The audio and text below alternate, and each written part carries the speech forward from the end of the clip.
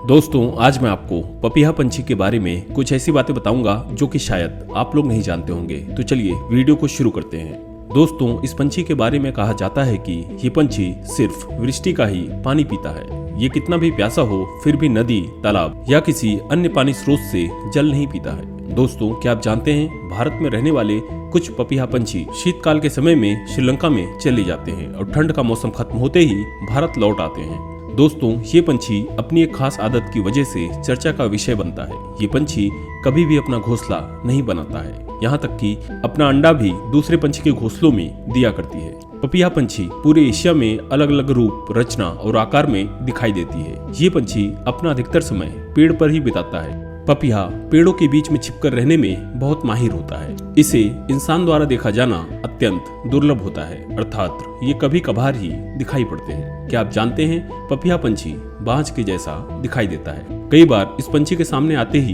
गिलहरी और अन्य जीव इसे बाज समझ लेते हैं और डर कर शोर मचाते हैं। क्या आप जानते हैं इस पंछी के अंडे का रंग नीला होता है। आमतौर पर ये पंछी बहुत कम नजर आते हैं, लेकिन बारिश के मौसम में इसे आम के पेड़ पर बैठा हुआ देखे जाने की संभावना होती है। इसकी आवाज का स्वर पीहू पीहू की तरह सुनाई देता है। इस पंछी की इसी आवाज की वजह से पंछी प्रेमी इसे ढूंढ लेते हैं। और दोस्तों, क्या आपको पता है ये पंछी उड़ते समय फ्लैप और ग्लाइड शैली का उपयोग करते हैं, जो कि गौरैया और शिकरा पंछी के साथ मेल खाती है।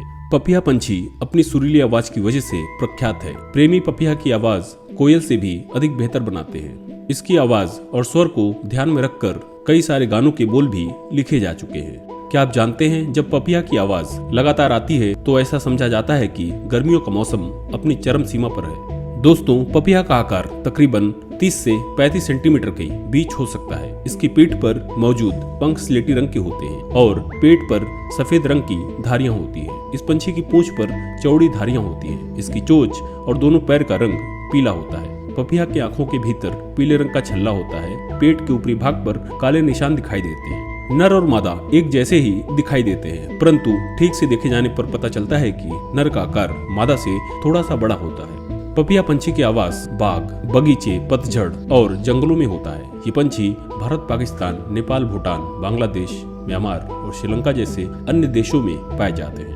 दोस्तों, क्या आप जानते हैं पपीहा के आहार में टिड्डे, टिड्डियां, पंख वाली चींटी, दीमक और छिपकली के साथ साथ अंजीर और जामुन की तरह अन्य फल भी शामिल होते हैं। दोस्तों, क्या आप जानते हैं सामान्य से अधिक ऊंचाई पर रहने वाले पपीहा पंछी सर्दियों के मौसम में अपना स्थान छोड़कर ऊंचाई वाले स्थान पर या फिर दक्षिण दिशा में रहने चले जाते हैं, क्योंकि इनके लिए ठंड अनुकूल नहीं होती है। दोस्तों, दुनिया भर में पपीहा की आबादी संतुलित है, लेकिन तेजी से कम होते हुए जंगली इलाकों की वजह से उनकी आबादी को खतरा हो सकता है। दोस्तों, क्या आप जानते हैं इस पंछी का प्रजनन काल गर्मियों के मौसम में मार्च से जून के महीने के बीच होता है। मादा पपीहा अप्रैल से जून महीने के बीच एक अंडा देती है और पपीहा पंछी का बच्चा अंडे से बाहर आते ही घोंसले में मौजूद दूसरे पंछी के अंडों को बाहर ढकेल देता है। हालांकि ये हमेशा ऐसा नहीं करता है। पपीहा के बच्चे का पालन पोषण तकरीबन 1 महीने तक घोंसलों में ही दूसरे बच्चों के साथ किया जाता है।